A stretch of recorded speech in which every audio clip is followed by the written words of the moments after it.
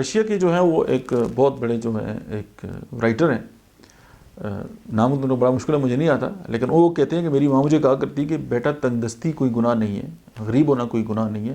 گناہ تو یہ ہے کہ جب آپ مالدار ہو جائیں اور آپ پھر دوسرے لوگوں کی جو ہے وہ توہین شروع کر دیں۔ اب اس کو ایک اور دوسرے رخ پہ دیکھیں، آپ نے زندگی میں ظاہر ہے آپ کے کام پڑتے ہیں آفیسز میں، ایک چھوٹا سا کلرک ہے، آپ اس کے پاس جب جاتے ہیں، کلرک چھوٹا نہیں ہوتا لیکن میں ویسے سمجھانے کے لیے بات کر رہا ہوں، تو جب آپ ان کے پاس جاتے ہیں تو وہ کیا کرتے ہیں، ان کا رویہ آپ کے ساتھ کون سا ہوتا ہے؟ وہ ان مالداروں جیسا جو غریبوں کی توہین کرتے ہیں۔ آپ کسی آفس میں چلے جائیں، آپ کے ساتھ یہ بیہیویئر ہوگا۔ آپ تھوڑا سا کسی پڑھے لکھے بندے کے آفس میں چلے جائیں اور 10 دروان کھڑے ہوں گے اور ان کا رویہ آپ کے ساتھ ایسے ہوگا کہ جیسے پتہ نہیں آپ ان سے وہ سیٹ مانگنے کے لیے آگے۔ تو یہ سارا وہ رویہ ہے، یہ وہ سارا توہین امیز رویہ ہے، یہ گناہ ہے، اور ہم اس کو انڈرسٹینڈ نہیں کرتے۔ آپ یہ دیکھیں کہ جب حالات خراب ہوتے ہیں تو ہمارا رویہ اور ہوتا ہے، جب تھوڑے سے پیسے آ جائیں تو ہم جب کسی کو کچھ دے بھی رہے ہوتے ہیں تو پھینکتے ہیں، منہ پہ مارتے ہیں، اور ہمارا رویہ جو ہے وہ ہمیں بتا رہا ہوتا ہے کہ ہماری اصل اوقات کیا ہے۔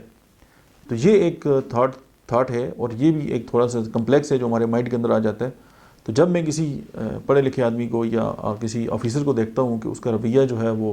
بڑا سخت ہوتا ہے، یا میں کسی جب ڈاکٹر کو دیکھتا ہوں کہ وہ مریضوں کے ساتھ اس کا رویہ جو ہے وہ بڑا ہارش جب وہ لینگویج استعمال کر رہے ہوتے ہیں، یا ان کے جو سخت جو ایٹیچیوڈ ہے وہ ان کے ساتھ ہوتا ہے، تو مجھے پھر وہی بات یاد آ جاتی ہے کہ گناہ کیا ہے، غریب ہونا گناہ ہے، یا امیر ہو کے تھوڑا سا ایک پور سوچ رکھنا جو ہے، اور دوسروں کو جو ہے وہ ہارٹ کرنا اور ان کو دکھانا کہ پتہ نہیں میں کیا چیز ہوں، یہ جو ہے وہ گناہ ہے۔ تو یہ ایک تھاٹ تھی، میں نے کہا چلیں آپ سے شیئر کرتے ہیں، مجھے امید ہے کہ آپ کے کام آئے گی۔